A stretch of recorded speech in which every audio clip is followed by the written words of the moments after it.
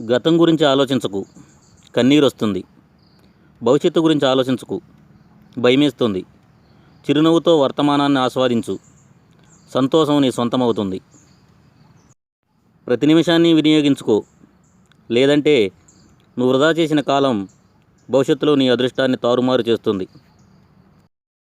నీ మాటకు, నీ సంకల్పానికి ఉన్న బలాన్ని తక్కువగా అంచనా వేసుకోకు.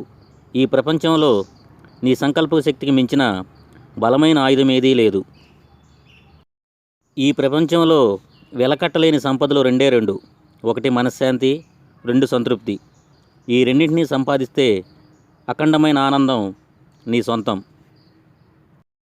ప్రపంచంలో విలువైనదంటూ ఏదీ లేదు, మన మనసుకు నచ్చిన వారి నుండి మనం పొందే ప్రేమ తప్ప.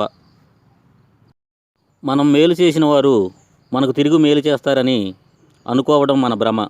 గుర్తుంచుకోండి, ఏ దీపం మారిపోకుండా చెయ్యి అడ్డు పెడతామో అదే దీపం ఒక్కోసారి మన చేతులను కాలుస్తుంది.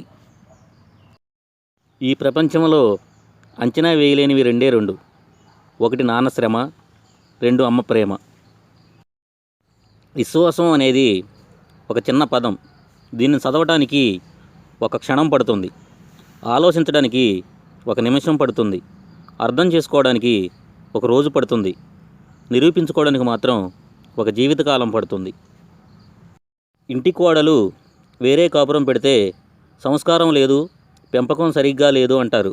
అదే తమ కూతురు వేరే కాపురం పెడితే చాలా తెలివైనది, బాధలు భరించలేక సంసారాన్ని చక్కదిద్దుతుంది అంటారు. ఇదెక్కడి న్యాయం? చెయ్యడానికి ఒక పని, ప్రేమించడానికి ఒక వ్యక్తి, జీవించడానికి ఒక ఆశ, ఈ మూడు ఉన్నవాళ్ళు జీవితంలో సంతోషంగా ఉంటారు.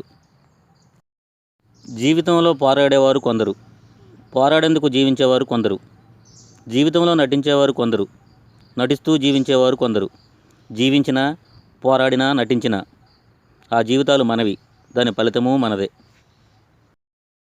అలిసే వరకు ఆడితే అది ఆట, గెలిచే వరకు చేస్తే అది యుద్ధం, చచ్చే వరకు బతికితే అది జీవితం, చచ్చినా కూడా బతికితే అది నీ మంచితనం. ఎప్పుడూ ధైర్యంగా ఉండడానికి ప్రయత్నించు, అది నిన్ను ఎక్కడైనా ఎప్పుడైనా విజేతగా నిలబడుతుంది. మన దగ్గర ఏముంది అనే ఆలోచన కంటే మన కోసం ఎవరున్నారు అనే ఆలోచన నిజంగా కోటి కష్టాలను కూడా మర్చిపోయేలా చేస్తుంది. చల్లని నీటి రుచి తెలియాలంటే విపరీతమైన దాహం వేయాల్సిందే. గెలుపు గొప్పతనం తెలియాలంటే ఓటముల దెబ్బలు తగలాల్సిందే. సుఖం అనే అనుభవం తెలియాలంటే కష్టాలను భరించాల్సిందే. భర్త మనసు అర్థం చేసుకున్న భార్య భర్తకు దూరంగా ఉండడానికి ఇష్టపడదు. భార్య ప్రేమ అర్థమైన భర్త భార్యను విడిచి ఉండలేడు. ఏ బంధానికైనా ప్రేమ, నమ్మకం ఉంటే జీవితకాలం కలిసి ఉంటారు. సంపాదించడం అంటే కేవలం డబ్బే కాదు, మనుషుల విలువను కూడా సంపాదించాలి. కష్టాల్లో ఉన్నప్పుడు మనల్ని గట్టెక్కించే వారిని సంపాదించాలి. బాధల్లో ఉన్నప్పుడు ధైర్యం నింపేవారిని సంపాదించాలి. మన ఎదురుగానే మాట్లాడేవాడు స్నేహితుడు, నలుగురిలో విమర్శించేవాడు శత్రువు, మనం లేనప్పుడు మాట్లాడేవాడు ద్రోహి, సాయం చేసేవాడు మిత్రుడు, మంచి మాటలను చెప్పేవాడు గురువు, నీతిగా బ్రతికేవాడు మనిషి. జీవితం ఎప్పుడూ ఒకేలా ఉండదు. కొన్ని రోజులు మనం ఎంతో ఆనందంగా జీవిస్తే మరికొన్నిసార్లు ప్రపంచంలోని కష్టాలన్నీ మనకే ఉన్నాయనిపిస్తుంది. ఎప్పటికప్పుడు జీవితం అనేది కొత్తగానే కనిపిస్తుంది.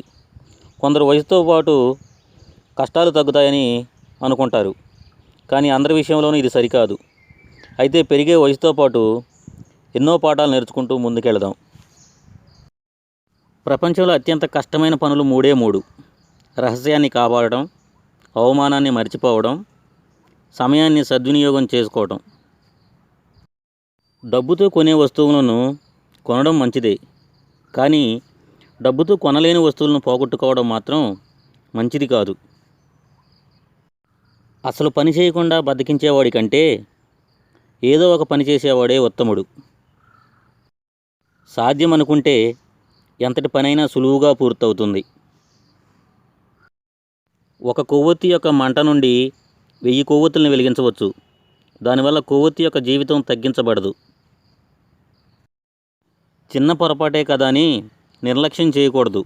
పెద్ద ఓడను కూడా ముంచేయడానికి చిన్న రంధ్రం సరిపోతుంది. లక్ష్యాన్ని చూసి భయపడేవాడు దాన్ని ఛేదించలేడు.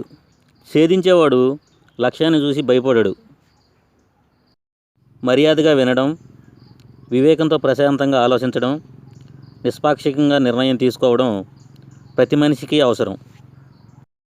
శరీరానికి మరణం ఒక్కసారి మాత్రమే, కానీ మనసుకు తప్పు చేసిన ప్రతిసారి మరణమే. జీవితం ఒక పయనం. ఆ పయనంలో ప్రయాణికులు ఎందరో, కానీ ఏదీ శాశ్వతం కాదు. ఎవరూ శాశ్వతం కాదు. నీ నడవడికే శాశ్వతం. గెలిచేది నువ్వే, ఓడేది కూడా నువ్వే. గెలుపుకి పొంగిపోకుండా, ఓటమికి కుంగిపోకుండా తోటివారికి సహాయపడుతూ సాగిపోవడమే జీవితం. మనం మరొకరిలా ఉండాలని, బ్రతకాలని ఎప్పుడూ అనుకోవద్దు. ఎందుకంటే ఎవరికి వారే ఒక అద్భుతం. మరొకరిలా ఉండటం అంటే ఆ అద్భుతాన్ని కోల్పోవడమే. మనసు చెప్పినట్టు మనం వినడం కాదు, మనం చెప్పినట్టు మనసు వినేలా చేసుకోవాలి. మంచి మార్పు జరిగినప్పుడు సంతోషించి, చెడు మార్పు జరిగినప్పుడు బాధతో కుంగిపోకుండా అంతా దేవుని ఆజ్ఞ ప్రకారమే జరుగుతుందని ముందుకు ప్రయాణించు. మనం ఒకరికి నచ్చాలని రూల్ లేదు, నచ్చకపోయినా నష్టం లేదు. మరెవరి కోసమో మన వ్యక్తిత్వాన్ని చంపుకొని బ్రతకాల్సిన అవసరం అస్సలు లేదు. మనిషి అందంగా ఉంటే సరిపోదు, మనసు అందంగా ఉండాలి. చదువు గొప్పగా ఉంటే సరిపోదు, చక్కటి సంస్కారం ఉండాలి. కష్టపడే దాంట్లో నీ గౌరవం ఉంటుంది, మోసం చేసే దాంట్లో నీ పతనం ఉంటుంది. మనం నిజాయితీగా ఉన్నంత వరకు ఒకరి ముందు నటించాల్సిన అవసరం లేదు. చిన్నప్పుడు దేన్నైనా పట్టుకుని నిలబడినట్లే పెద్దయ్యాక దేన్నైనా తట్టుకుని నిలబడాలి. ప్రశాంతంగా ఉండాలంటే అనవసరమైనవి అంటించుకోకు, పనికిరానివి పట్టించుకోకు. ఎవరో మనల్ని గౌరవించడం లేదని బాధపడొద్దు. బట్టల షాపులో ఒకరికి నచ్చని వదిలేసిన బట్టలు మరొకరికి చాలా బాగా నచ్చుతాయి. జీవితం కూడా అంతే. ఎవరు ఎంత హేళన చేసినా నీవు తొందరపడకు. హేళన చేసిన వారితోనే సలాం కొట్టించే సత్తా ఒక కాలానికే ఉంది. ప్రతి ఒక్కరికి ఒక టైం వస్తుంది. అందరితో కలిసి ఉండు, అందరిలానే నవ్వుతూ ఉండు. అంతేకాని అందరినీ అయిన వాళ్ళు అనుకోకు. అంతా తన వాళ్ళని మురిసిపోకు. నటనతో కూడిన మనిషి ప్రేమ విషం కంటే ప్రమాదం, గుర్తుంచుకో. పైకి దీవెనలు, లోపల శాపనార్థాలు. పైకి ప్రేమ, లోపల ద్వేషం. పైకి మనిషి మానవత్వం, లోపల రాక్షసతత్వం. పైకి నిజాయితీ, లోపల నటన. ఇదే నేటి మనిషి నైజం. నిన్ను తక్కువ చేసి మాట్లాడినప్పుడు మౌనంగా ఉండడం, తిట్టినప్పుడు కోపాన్ని చూపించకుండా ఉండడం, పొగిడినప్పుడు గర్వంతో విర్రవేగకుండా ఉండడం నేర్చుకో. నువ్వు నేర్చుకున్న ప్రతిదీ నిన్ను ఒక్కొక్క మెట్టు పైకే చేరుస్తాయి.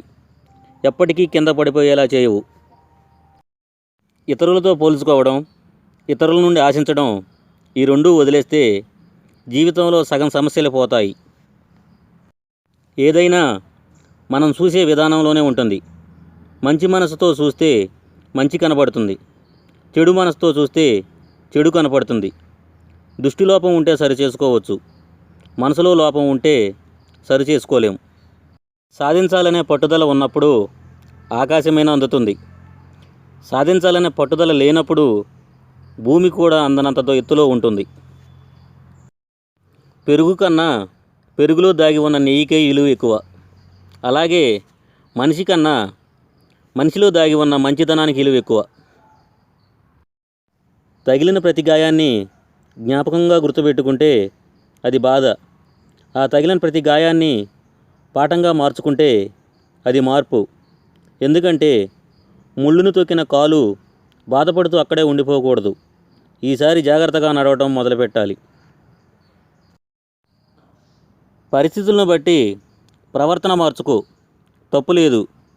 కానీ వ్యక్తిత్వాన్ని మార్చుకోవడం మూర్ఖత్వం. జీవితంలో అతి ప్రమాదకరమైంది దుఃఖం. దాన్ని దిగమింగడం నేర్చుకో. ఇంకా భయంకరమైనది నిరాశ. దాన్ని అసలు పట్టించుకోకు. ఇంకా నీచమైంది అసూయ. దాన్ని ఏమాత్రం లక్ష్య పెట్టకు. తనకు తానే గురువై సొంతగా నేర్చుకునేవాడు సర్వశ్రేష్ఠ జ్ఞానాన్ని కలిగి ఉంటాడు. ఒక్కరోజు ఓటమికి కృంగిపోయి అందరినీ నిందించడం కాదు జీవితం అంటే. నీ ఓటమికి గల కారణాలను వెతికి విజయం కోసం పోరాడి చూపించడమే అసలైన జీవితం. విద్య నేర్చుకున్నాక గురువుని మర్చిపోకు. ధనం వచ్చాక మిత్రులను మర్చిపోకు. భార్య వచ్చాక కన్నవారిని మర్చిపోకు. గౌరవం వచ్చాక గతం మర్చిపోకు. అవసరం తీరాక సహాయం చేసిన వారిని మర్చిపోకు. మనసులో కత్తులు దాచుకొని మాటల్లో పువ్వులు రాల్చే మనుషులుంటారు. జాగ్రత్త. అర్థం కాకపోతే మరొకసారి అడిగి తెలుసుకో, తప్పు లేదు. కానీ తప్పుగా అర్థం చేసుకొని అపార్థం చేసుకుంటే మాత్రం నీకు అండగా నిలబడేవాళ్లే కాదు, నిన్ను అర్థం చేసుకునేవాళ్ళు కూడా నీకు దూరం అవుతారు. చెట్టు ఎంత గట్టిగా ఉన్నా కాలాన్ని బట్టి ఆకులు పూలు వస్తుంటాయి.